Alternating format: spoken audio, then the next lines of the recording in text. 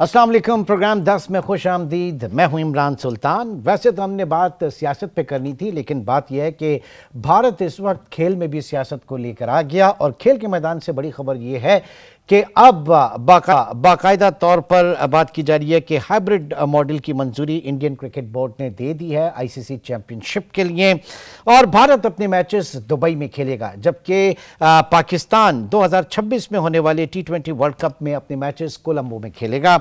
सियासत को मैं बाद में डिस्कस करूंगा, लेकिन पहले जरा नासिर बेग चुगताई साहब इस वक्त हमारे साथ मौजूद हैं और क्रिकेट पॉलिटिक्स के ऊपर हम सोशल मीडिया पे बड़े उनके कमेंट्स जो है वो पढ़ते रहते हैं। चुगताई साहब बहुत बहुत शुक्रिया। सबसे पहले तो इसके ऊपर मैं जानना चाहूंगा, क्या कहिएगा, बिलाखिर ये हाइब्रिड मॉडल अच्छा तो ये होता कि इंडिया आता पाकिस्तान में खेलता, लेकिन अब इसको बराबरी का मामला कहें कि पाकिस्तान भी अब अपने मैचेस इंडिया जाकर नहीं खेलेगा, इस मामले को किस तरह से देख रहे हैं? पहले तो दो वर्ड मैं इस पे चाहूंगा आपकी जरा कमेंट। दरअसल अगर इंडिया जैसा आपने कहा आता तो बहुत अच्छा होता। हम तो साबित कर चुके हैं हिंदुस्तान को कि हम उनसे पाकिस्तान में हार कर भी खुश होते हैं। मुशर्रफ का ज़माना याद होगा आपको कि जब दो दो गालों पे एक गाल पे इंडिया का फ्लैग था, एक पे पाकिस्तान का फ्लैग था, हम उन्हें वेलकम कर रहे थे और वो पागल हो गए थे, खुशी से दीवाने हो गए थे कि क्या इस्तकबाल है। आज भी याद करते हैं वो लोग। खैर, उनका ज़र्फ है, उनकी मर्जी है। आज जो कुछ हुआ है अभी उसका ऐलान बाकी है, ऑफिशियल ऐलान बाकी है। इंडियन मीडिया के ऊपर आ रही है ये बातें, तो इसीलिए मैंने कहा कि आपसे बात करें इस पे।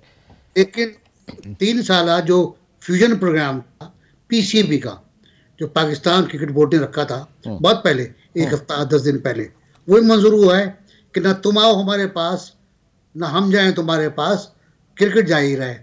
तो अब पाकिस्तान जाएगा दुबई उनसे खेलने और वो पाकिस्तान से खेलने वर्ल्ड कप में कोलंबो आएंगे। यही चलेगा 3 साल तक। तो ना वो आएंगे ना हम जाएंगे, इसी तरह हम लोग खेलते रहेंगे। क्रिकेट के लिए बुरी बात है, ये तमाशाइयों के लिए बुरी बात है।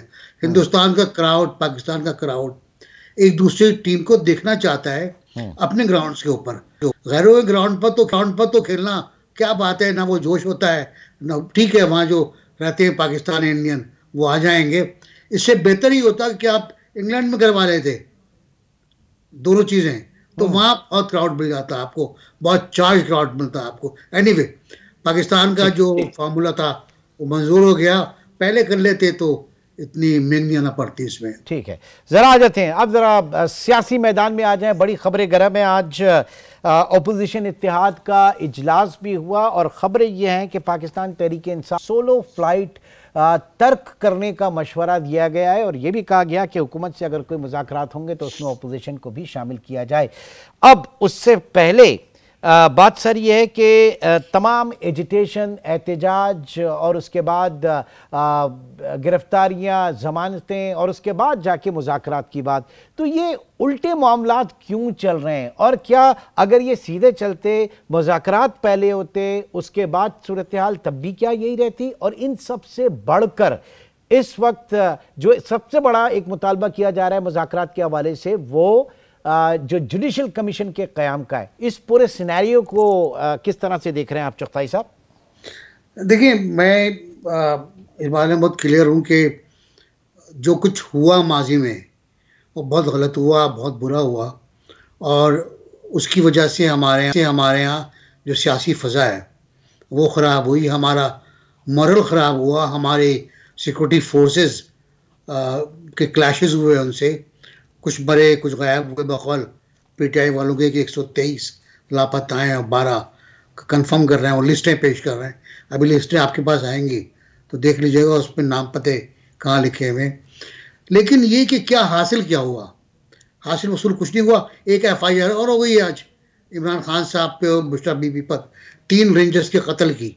कि उन्होंने मरवाया है, मनसूबाबंदी की अडियाला जेल में और वहाँ से ऑर्डर जारी किया और FIR लिखवाई है सिंध रेंजर्स के जवान ने जो वहाँ मौजूद था। तो एक नया मंत्री आ गया है। दूसरे कई मुकदमात फैसलों की तरफ जा रहे हैं। जनरल हमीद जो हैं वो फर्द जुर्म पर आ गए हैं और उसमें लपेट में ख़तरा है कि इमरान खान भी ना आ जाए उसके अंदर। एक ख़तरा ये भी है। उस पर तुर्रा ये है कि खान साहब अब इतना गुस्से में है, उन्होंने पार्टी को जिस तरह लताड़ा है कल सहाफियों से बात करते हुए, आपस में बात करते हुए, वो कहते हैं कैसे लोग हैं, खुश खुश घूम रहे हैं, एक दूसरे से मिल रहे हैं, हाँ। इनको फिक्र ही नहीं है। इनको तो बहुत एक्टिव होकर बहुत हार्ड लाइन लेनी चाहिए थी, बहुत मुज़ाकरात कर रहे हैं ये तो। हालांकि मुज़ाकराती कमेटी उन्होंने कायम की। अब मैं वहां आ रहा हूं जहां आप मुझे लाना चाह रहे थे कि मसला क्या आएगा मुज़ाकरात में। मसला यहाँ आएगा कि जो क्रेडिट का डेफिसिट है वो आपको नजर नहीं आ रहा, वो आपको नजर आ रहा है बहुत बड़ा, कि एतमाद का फुकदान है। बिल्कुल। वो कहते ये हैं कि भाई हम किससे बात करें, बिल्कुल। गवर्नमेंट वाले। हम जब बात करते हैं तो रिजल्ट पे पहुंचते हैं तो आप मुकर जाते हैं, खान साहब आपको मना कर देते हैं। और ये आपके सामने, मेरे सामने भी ये 2-3 बार हो चुका है। ये एक बार मखदूम शाह महमूद ने एग्रीमेंट कर लिया था जो वापस हुआ, 26वीं तरमीम पर पीटीआई तैयार हो गई थी, फिर वापस पीछे हट गई, वो वोट देने नहीं आई, वो उसने वोट ही नहीं दिया उसने। अच्छा, वेरी इंटरेस्टिंगली सवाल ये कि मुज़ाकरात कौन किससे करे। तो इसमें कल रऊफ हसन साहब जो है उनका स्टेटमेंट आमिर ज़िया जो हमारे एंकर पर्सन है उनके साथ प्रोग्राम में, उन्होंने कहा कि मुज़ाकरात जो है वो इस्टेब्लिशमेंट से हो रहे हैं और हुकूमत जो है एक वसीला है। क्या आपको लग रहा है ऐसी बात है? देखिए, वसीला वगैरह तो बहुत मजहबी इस्तेलाह हो जाएगी, और रऊफ हसन साहब इतने बड़े मजहबी नहीं है कि वसीले पे पहुंच जाए। वो बात क्लियर सी है कि उन्होंने कहा है कि हम मुज़ाकरात किसी से भी करने को तैयार हैं। वो हुकूमत तो अब तो हुकूमत की तरफ आए वो, और रऊफ हसन साहब को कोई इंपॉर्टेंस भी इतनी नहीं है, वो किसी की भी नहीं। अच्छी बात तो ये वो अब हुकूमत की तरफ आए, हुकूमत से बात करना चाहते हैं। अब हुकूमत बात करना चाह रही, एक अलमिया ये है। अब हुकूमत कल, अगर आपने तकरीर परसों होगा, आपको अंदाजा हुआ हो कि जब ये गए हैं एयाज सादिक के पास ताज़ियत के लिए, खबरें चली, बातचीत शुरू हो गई, धड़ाधड़ खबरें आई, घबराए लोग। उसके बाद धड़ाधड़ तरदीद आनी शुरू हो गई। हद इतना खौफनाक हुआ कि ख्वाजा आसिफ को खिताब करना पड़ा कौमी असम्बली से कि नहीं, ऐसा कुछ नहीं है।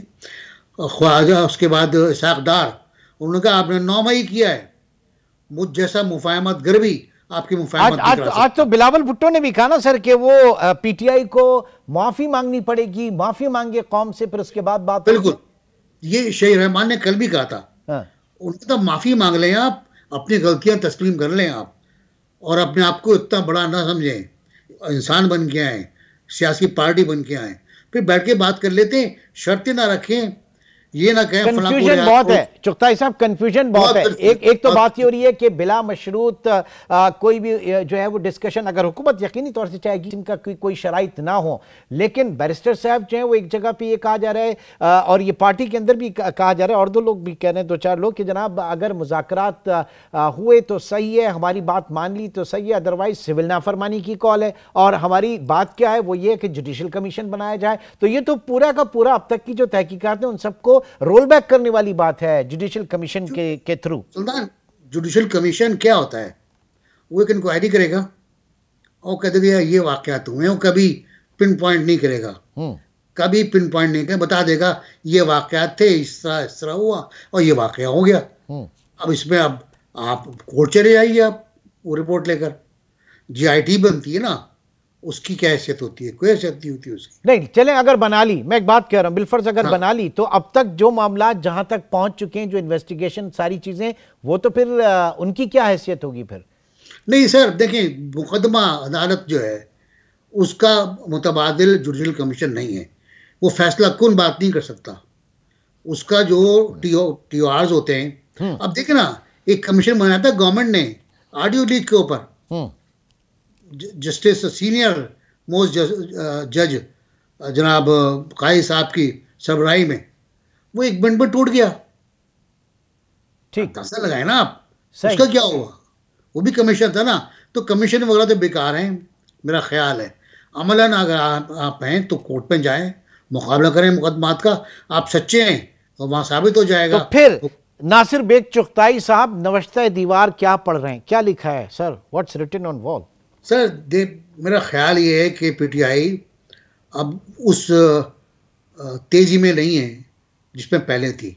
सिविल नाफरमानी जो है वो, देखें, ये नया दौर है, इस दौर में इलेक्ट्रॉनिक मीडिया है, यहाँ पर अब एप्लीकेशंस हैं जिससे बिल पे होते हैं, बैंक में जाके बिल पे नहीं होते। सही। अगर बैंक में भी बिल पे हो रहे होते या हाथ से बिल दे रहे होते लाइन लगा के आप, तब भी आपको बिल देना पड़ता, वरना आपकी बिजली कट जाती, आपका फोन कट जाता, आपकी गैस कट जाती। सब बनीगाला में हो चुका है ना, पहले हो चुका है, और 2014 में हो चुका है। आपने पे किया है विद लेट फीस। सुल्तान साहब जी बिल्कुल, लेट फीस का पे किया है इन्होंने, तो फिर आप लेट फीस का पे करेंगे, क्या फायदा होगा भाई? क्यों आवाम को? अच्छा, आवाम तो मेरा ख्याल है उनका टैक्स तो कटता है, इनकम टैक्स तनख्वाह से, वो कैसे रोक लेंगे आप? पानी का टैक्स कैसे रोक लेंगे आप? वो पानी बंद हो जाएगा, बिजली बंद हो जाएगी। ये वो दौर नहीं है कि जब सॉल्ट टैक्स के ऊपर गांधी जी ने सिविल नाफरमानी की थी। और ये इनका एक ख्याल ही है कि तरसीलात ज़र में कमी हो जाएगी, जो बहुत ज़्यादा है इस वक्त, बहुत अच्छी आ रही है। इनको एक शायद उम्मीद है। तो जो पिछली बार हुआ था उसको देख लेना, कोई कितनी कम हुई थी? कम तो नहीं जी, उसके बाद तो ज़ाहिर है कि इंसेंटिव्स इतने मिले कि उसमें ऑल टाइम हाई हुआ। और फिर दूसरा ये कि जो पाकिस्तान में लोग हैं, ये कंजम्पशन के लिए अमाउंट आता है, ये बाहर से इन्वेस्टमेंट के लिए नहीं आता, ये ओवरसीज पाकिस्तानी अपनी फैमिलीज के लिए भेजते हैं। एग्जैक्टली, ये जो मुझे भेजते हैं या आपको भेजते हैं हमारे घर वाले, वो हमारे खर्चे के लिए भेजते हैं, वो हमारे अखराजात के लिए भेजते हैं। ठीक है, वो शादी ब्याह के लिए भेजते हैं वो। ठीक, चलें सर, बहुत बहुत शुक्रिया। अब तक की जो डेवलपमेंट और जहां तक सूरत हाल नजर आ रही है, अपना तजिया पेश किया। नासिर बेग चुगताई साहब हमारे साथ मौजूद थे। एक छोटे से ब्रेक, और ब्रेक के बाद हम बात करेंगे जेंडर बेस्ड वायलेंस के हवाले से क्या इस वक्त पेशरफ्त है, आदाद शुमार कितने खतरनाक हैं पाकिस्तान के हवाले से। एक छोटे से ब्रेक के बाद इसके ऊपर हम बात करेंगे।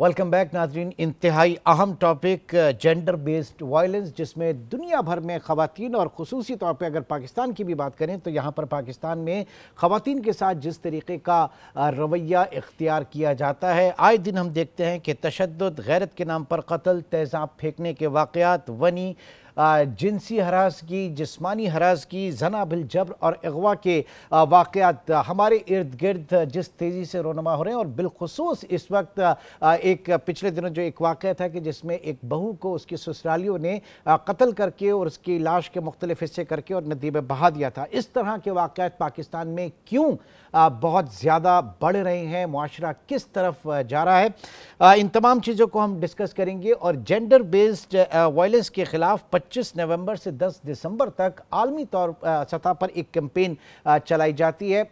पाकिस्तान में भी उसके ऊपर काफ़ी जो है वो मुतहर्रिक रहे मुतल्लिक़ा लोग। तो क्या फाइंडिंग्स हैं, इस हवाले से हम जानेंगे। हमारे साथ मौजूद हैं एडवोकेट वाइजा रफ़ीक, आप सोशल एक्टिविस्ट हैं। बहुत शुक्रिया वाइजा आपके वक्त का। सबसे पहले तो जानना चाहेंगे क्यों ये एक लहर पाकिस्तान में बहुत ज़्यादा ज़ोरों से इस वक्त हमें दिखाई दे रही है। और वो जो रिपोर्ट जिसमें कहा जा रहा है कि 90% पाकिस्तानी ख़वातीन बिल वास्ता बिला वास्ता किसी न किसी तशद्दुद या जबर तशद्दुद का शिकार हुई है, क्या क्या फाइंडिंग्स है? सबसे पहले तो ये बताइएगा। बहुत शुक्रिया जी, आपने मुझे मौका दिया इस मौजू पे बात करने का।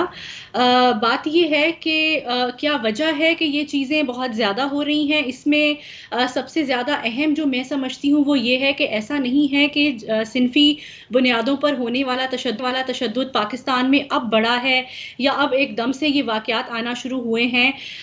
आई थिंक इसमें जो मेजर वजह है वो ये है कि अब रिपोर्टिंग बढ़ गई है। अब हमारे पास और शायद मीडिया की वजह से, सोशल मीडिया की वजह से ये दिखाई भी ज्यादा दे रहे हैं, इनके बारे में लोगों को आगाही मिल रही है, पता चल रहा है। तो शायद ये वजह है रिपोर्टिंग। और बहुत से तो ऐसे होंगे जो सिर्फ रिपोर्ट भी नहीं हो रहे। बिल्कुल जी, ये रिपोर्टिंग भी अभी जो असल ऑन ग्राउंड जो वाकयात हो रहे हैं और जो केसेस हो रहे हैं, ये रिपोर्टिंग उसकी अक्कासी नहीं करती। ये वो है जो हमारे पास बहुत ज़्यादा नंबर्स में से एक ख़ास फिगर है, जो लोग ज़रा ज़्यादा स्ट्रांग होते हैं, जो ख़वातीन ज़रा वोकल होती हैं, फाइनेंशियली इंडिपेंडेंट हैं, तो वो बात कर लेती हैं। लेकिन अभी भी रिपोर्टिंग का रुझान उतना नहीं बढ़ा जितने केसेस हो रहे हैं। तो ये तो एक पहलू है इसका। दूसरी बात, आपने बिल्कुल ठीक कहा कि सोशल मीडिया ने एक बहुत ज़्यादा सपोर्ट सपोर्ट फराहम की है लोगों को, क्योंकि हम ये देखते हैं कि हमारा जो जस्टिस सिस्टम है या अदरवाइज भी जो हमारे इदारे हैं, लोगों का एतमाद अगर उन पर उतना ज़्यादा अब नहीं रहा, या लोग कभी कभी अगर हिचकिचाते भी हैं वहाँ पर जाने से, तो कम से कम वो सोशल मीडिया पे एक पोस्ट लगा के चीज़ को रिपोर्ट कर देते हैं, और वहाँ से फिर मीडिया या रेलेवेंट अथॉरिटीज़ उस न्यूज़ को या उस वाक़े को उठा के उस पर एक्शन ले लेती हैं। तो सोशल मीडिया ने भी इसमें बिलाशुबा काफ़ी अहम किरदार अदा किया है। लेकिन एक वकील होने के नाते मैं ये समझती हूँ कि कवानीन भी मौजूद हैं, जस्टिस सिस्टम में हमारे पास स्पेशल अदालतें भी मौजूद हैं, मुख्तलिफ हवाले से ख़वातीन के साथ जो डिस्क्रिमिनेशन होती है, जो वायलेंस होती है, उस पर काम करने के लिए, लेकिन उसके बावजूद भी केसेस में हमें कमी नज़र नहीं आ रही। तो उसकी जो सबसे बड़ी वजह है वो मैं समझती हूँ कि सिर्फ कानून बना देना, उसमें तरामीम कर देना और नए इदारे इस्टेब्लिश कर देना या पिछले इदारों को रिफॉर्म कर देना, रिवैम्प कर देना काफ़ी नहीं है। लोगों के रवैयों में, उनके बिहेवियर्स में, उनके एटीट्यूड्स में चेंज करना और अवामी सतह पे जाके, ग्रास रूट लेवल पे जाके लोगों में अवेयरनेस फैलाना जो है वो सबसे ज़्यादा ज़रूरी है। अच्छा, 2023 का साल जो है वो इस हवाले से बहुत ज़्यादा ख़राब गुजरा है। अब तक शुमार तकरीबन इस तरह के जराइम में 15% इजाफा हुआ, और साथ ही साथ अगर हम पंजाब की बात करें, इनफैक्ट अगर फैसलाबाद की बात करें तो वहाँ पे बहुत ज़्यादा केसेस इस तरह के रिपोर्ट हुए। कुछ पाकिस्तान में 2023 में 6,624 ख़वातीन की इस्मत दरी हुई। ये वो फिगर्स हैं, ये वो आदाद शुमार हैं जो रिपोर्ट हुए, और इसके हिसाब से ऑन एवरेज अगर देखें तो हर 45 मिनट में एक केस जो है वो सामने आया। ये रिपोर्टिंग होने के बावजूद इसके ऊपर एज यू सेड के कवानीन भी मौजूद हैं, लेकिन उसकी इम्प्लीमेंटेशन में जो है वो लकुनाज हैं। ये है क्या, किस वजह से इसके ऊपर? देखें, बहुत सारे लोग काम कर रहे हैं, आप समेत बहुत सारी ऑर्गेनाइजेशंस हैं, बहुत सारी NGOs हैं, लेकिन उसके बावजूद भी ये केसेस बढ़ते जा रहे हैं। जी बिल्कुल, जैसे मैंने पहले ही अर्ज़ किया कि बढ़ने की एक वजह तो ये है कि लोग रिपोर्ट करना शुरू कर देते हैं, और फिर हमारे पास जो अगर हम डेमोग्राफिक्स को देखें, मुख्तलिफ अज़ला को देखें और आपस में कंपैरिजन करें तो उनके ट्रेंड्स आपस में जो है वो मुख्तलिफ होते हैं। कुछ जगहों पे पुलिस ज़रा ज़्यादा सेंसिटाइज्ड है, कुछ जगहों पे पुलिस में आज भी ये मौक़िफ़ पाया जाता है कि जी घरेलू तशद्दुद है अगर, तो ये तो घरेलू मामला है, तो हम तो इसमें इंटरवीन नहीं करेंगे या हम इसके ऊपर कोई एक्शन नहीं लेंगे। इनफैक्ट हमारे जो कानून नाफिज करने वाले दीगर इदारे हैं, इंसाफ फराहम करने वाले इदारे हैं, वहाँ पे भी कहीं ना कहीं हम ये देखते हैं कि ये तासुर है कि अच्छा शौहर ने बीवी को थप्पड़ मार दिया तो ये तो रोज़मर्रा की बात है, ये तो कोई ऐसा ख़ास मसला नहीं है। तो ये हमारे पास इर्द गिर्द जो है वो केसेस देखने को भी मिलते हैं और हमारे सामने प्रैक्टिस में ऐसी चीज़ें आती हैं। तो मेरा ख्याल है कि एक जो सेंसिटाइजेशन की ज़रूरत है वो भी इसमें बहुत अहम है, और जो लोग मुख्तलिफ ओहदों पर बैठे हैं, जिन्होंने इंसाफ फराहम करना है, जिन्होंने कानून को इम्प्लीमेंट करवाना है, उनकी सेंसिटाइजेशन, उनको इस बात पर लाया जाए कि ये घरेलू मामला नहीं है, ये ऑफेंस है, ये क्राइम है, ये जुर्म है, इसको जुर्म की तरह देखें। तो इस हवाले से थोड़ा सा उनकी भी जहन साजी करने की ज़रूरत है, और ऐसा हो भी रहा है, ये की जा रही है। ऐसा नहीं है कि कोई काम नहीं हो रहा, लेकिन हमारी आबादी इतनी ज़्यादा है, हमारे रिसोर्सेज इतने कम हैं, इंफ्रास्ट्रक्चर कम है, जिन लोगों को केटर करना है वो लोग बहुत ज़्यादा हैं। तो हम अभी हमारी जो रफ्तार है वो खासी आहिस्ता है। जैसे मैंने अर्ज़ किया कि आप कानून में तरामीम कर देंगे और जो कानून नाफिज करने वाले इदारे हैं उनको आप एम्पावर भी कर देंगे, उनको आप वेल इक्विप भी कर देंगे, लेकिन तब्दीली आनी कहाँ पे है इस मुआशरे में? जब तक यहाँ पे लोगों के एटीट्यूड्स चेंज नहीं होंगे, बिहेवियरल चेंज नहीं आएगा, फैमिली यूनिट में घर का माहौल चेंज नहीं होगा, पेरेंट्स के सोचने का अंदाज तब्दील नहीं होगा, बच्चों के साथ डील करने का अंदाज तब्दील नहीं होगा, तब तक तब्दीली नहीं आ सकती। नहीं, लेकिन इन सब से देखें, आप आगाही की बात कर रही हैं, लेकिन इन सब से बढ़ के सिर्फ अगर मैं नूर मुकद्दम केस की बात करूं, अगर सोशल मीडिया नहीं होता, मेन स्ट्रीम मीडिया नहीं होता, तो शायद तो वो केस इस शरत के साथ आगे नहीं बढ़ता, वहां पर भी फांसी की सजा हुई। लेकिन वो जो जस्टिस सिस्टम है, मैं ऐसी कोई बात नहीं कहना चाह रहा है कि जो किसी फैसले के खिलाफ हो या कोई सब जुडिस मैटर हो, बात सारी ये है कि हमें कुछ मिसालें सेट करना होंगी, कुछ इबरतनाक मिसालें जिन पर फौरी रद्द अमल। आपको याद होगा वो एक छोटी सी बच्ची थी जिसके कातिल को फौरी तौर पर जो है वो मरियम, मेरे ख्याल से नाम था उसका, उसको को जो है वो सजा दे दी गई थी। तो इस तरह की तो हमें खुद कानून में रहते हुए और स्पीडी जस्टिस की मिसालें कायम करना होंगी। बिल्कुल मैं आपकी बात से मुत्तफ़िक हूँ, लेकिन उसके साथ साथ चूँकि मैं ख़ुद एक प्रैक्टिसिंग वकील भी हूँ, तो बात ये है कि हमारे यहाँ कानून में मुख्तलिफ़ रेमेडीज़ मौजूद हैं और अपील के मौक़े मौजूद हैं। जब कोई फ़ौजदारी मुकदमा होता है और जो सबसे पहली अदालत है, जो डिस्ट्रिक्ट लेवल पे एग्ज़िस्ट करती है, वहाँ से फ़ैसला आ भी जाता है, तो उसके बाद भी कोई 3 से 4 फ़ोरम्स मौजूद पे उस केस को अपील किया जा सकता है। यानी आप एक कोर्ट में गए, वहाँ पे आपके हक में फैसला नहीं आया, आपने उसको चैलेंज कर दिया, दूसरे में उसके ऊपर फोरम में, फिर उसके ऊपर फोरम में, फिर उसके ऊपर फोरम में। तो इस पूरे अपील के जो टाइम पीरियड है, इसमें इतना वक्त गुजर जाता है कि आवाम को ये लगता है कि जस्टिस होता नजर नहीं आ रहा। तो फिर आपके इसी लीगल सिस्टम के अंदर ये भी कहा जाता है ना, justice delayed justice denied. Absolutely जी, ठीक, बिल्कुल जी, बिल्कुल। अच्छा, अब बिल्कुल लास्ट में मैं चाहूंगा, क्योंकि पंजाब के ऊपर बड़ा, पाकिस्तान की 52% पॉपुलेशन वहाँ की है। मरियम नवाज सीएम है पंजाब की, और वहाँ पर इस वक्त काफ़ी काम भी हो रहा है, और क्राइम अगेंस्ट वुमेन, इसके ऊपर एक सेल भी, एक हेल्पलाइन भी है। तो क्या इससे कुछ फ़र्क पड़ा है वहाँ पर ऑन ग्राउंड? देखिए जी, हेल्पलाइंस तो पंजाब में मौजूद हैं, बिल्कुल। ये जो आपने सीएम साहिबा की हेल्पलाइन की बात की, इसी तरह Punjab commission on the status of women है, उनकी हेल्पलाइन है। इसके अलावा वुमेन प्रोटेक्शन अथॉरिटी है, वो बहुत ज़्यादा काम कर रही है। तो मुख्तलिफ डोमेन्स में हेल्पलाइंस, इदारे, शेल्टर होम्स, क्राइसिस सेंटर्स और इस किस्म के जो कुछ छोटे छोटे सेटअप्स हैं वो मौजूद हैं।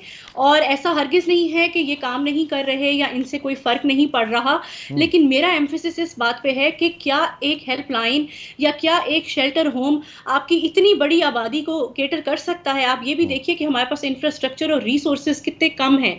तो थोड़ा सा इसमें हमें इस चीज़ को भी देखने की ज़रूरत है। सिर्फ एक सूबे में नहीं, पाकिस्तान के तमाम सूबों में एक वेल कोऑर्डिनेटेड एफर्ट की जरूरत है, तमाम मुत्तल्लिका इदारों के हवाले से, शऊर और आगाही के हवाले से। बहुत बहुत शुक्रिया। वाइजा रफीक हमारे साथ मौजूद थी। एक छोटा सा ब्रेक, और ब्रेक के बाद बात करेंगे पाकिस्तान की इकॉनमी के हवाले से, जहां कुछ अच्छी खबरें हमारी मुंतजिर हैं। आदाद शुमार बता रहे हैं कि कुछ बेहतरी जरूर आई है। क्या है, इसके ऊपर बात करेंगे एक छोटे से ब्रेक के बाद।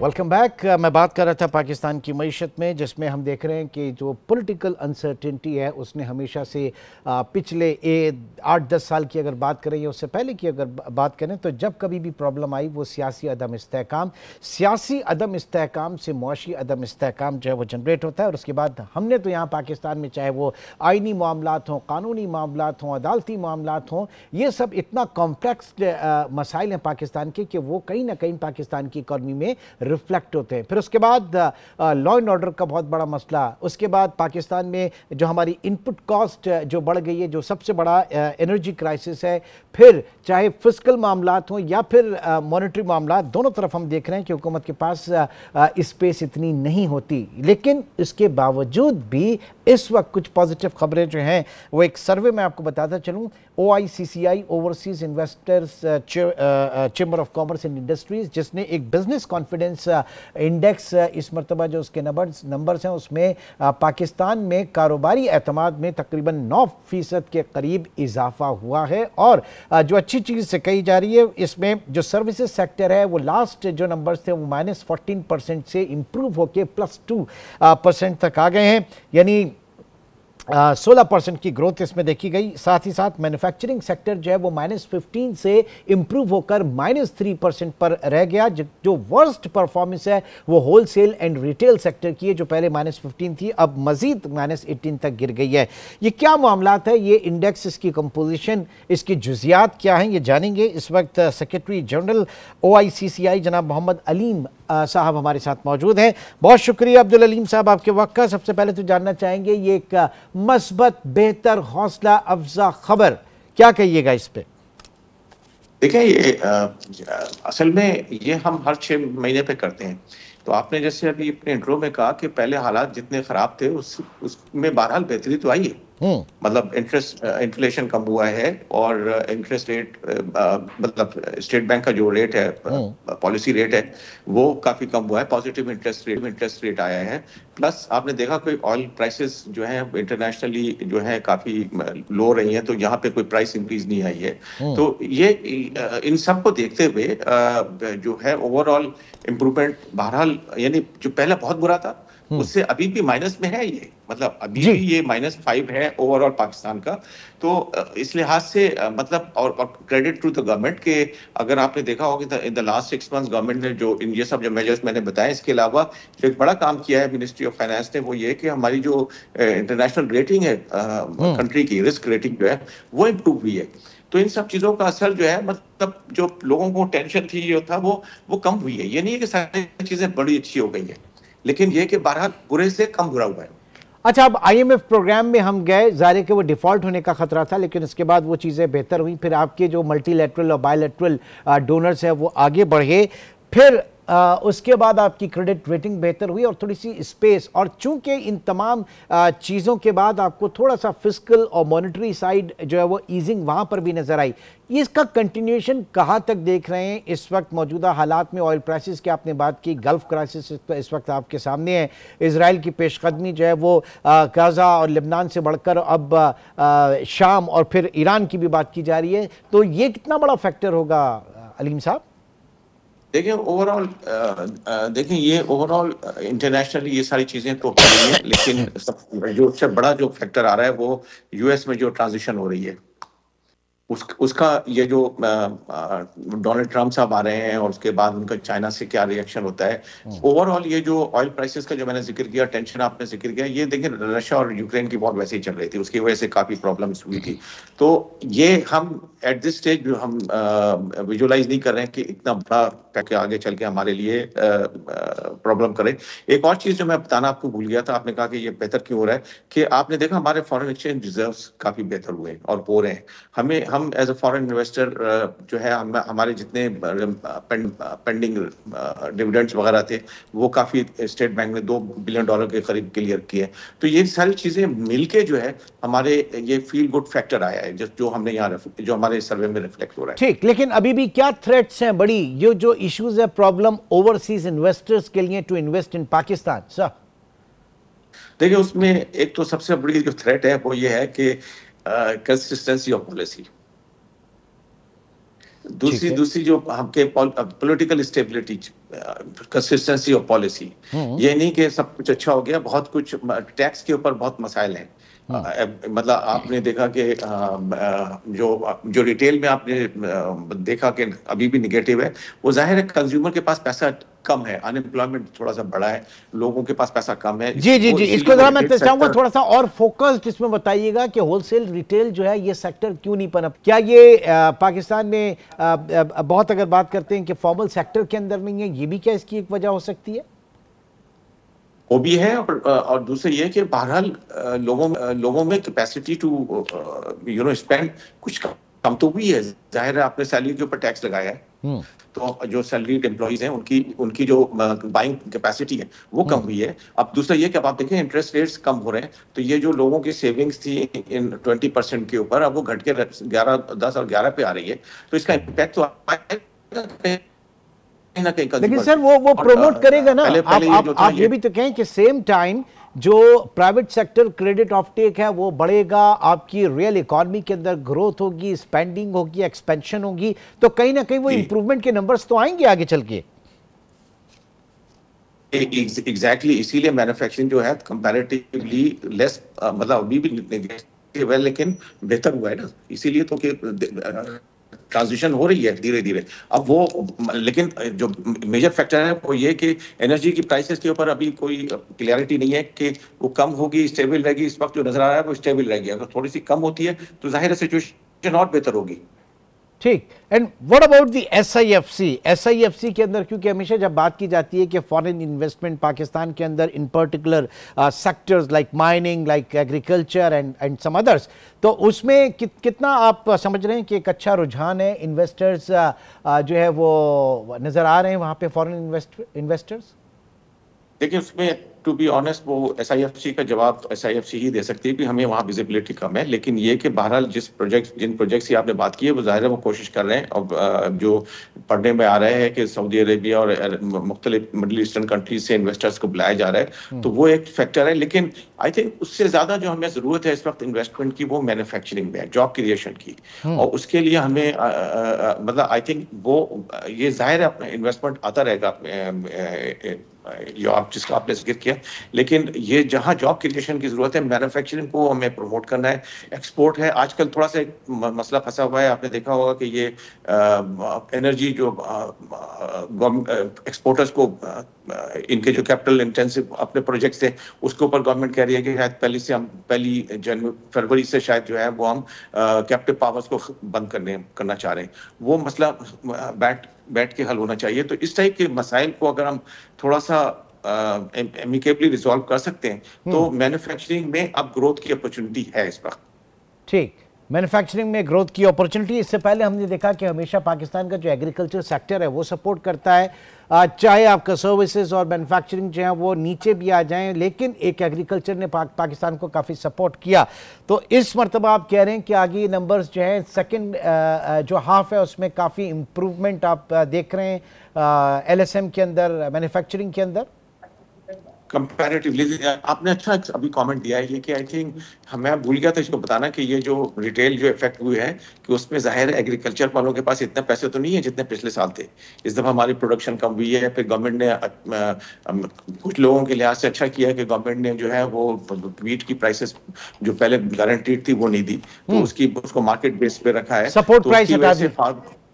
जी। तो वो उसकी वजह से फार्मर के पास जो इतना पैसा था वो गाड़ियां खरीदते थे, बड़े लोग फार्मर जो हैं या और जो दूसरे मोटरसाइकिलें खरीदी जाती थी वो थोड़ी सी कम हुई है। और दूसरी ये कि रिटेल्स और होलसेल में भी उसका जाहिर असर आया। अगर पहले लोग फर्ज कीजिए हफ्ते में 2 साबुन इस्तेमाल करते थे तो अब वो जाहिर है 1.5 इस्तेमाल कर रहे हैं या 1 कर रहे हैं। तो वो ये सारी चीजें जो हैं वो कहीं ना कहीं तो रिटेल और होलसेल को इफेक्ट कर रही है। ठीक है, जाहिर है इससे मुतासिर हुआ। बहुत बहुत शुक्रिया। अब्दुल अलीम साहब हमारे साथ मौजूद थे। और OICC किस तरह से देख रही है इस वक्त इस पाकिस्तान के जो आदाद शुमार मईशत के हवाले से, इस वक्त हमारे इकनॉमिक जो टीम है, हमारी मुआशी टीम, जो इकनॉमिक मैनेजर्स हैं, जिस तरीके से लेके चल रहे हैं, वो रिफ्लेक्शन इस वक्त इकॉनमी में ज़रूर आ रहा है। अब देखना यह है कि अगले 6 माह इस साल के किस तरह से परफॉर्म करते हैं, जो फिस्कल ईयर के वो क्या परफॉर्मेंस देते हैं। बहुत बहुत शुक्रिया नाज़रीन, आज के प्रोग्राम से इतना ही। इंशाल्लाह आपसे कल मुलाकात होगी। अपना बहुत ख्याल रखिएगा। अल्लाह हाफ़िज़।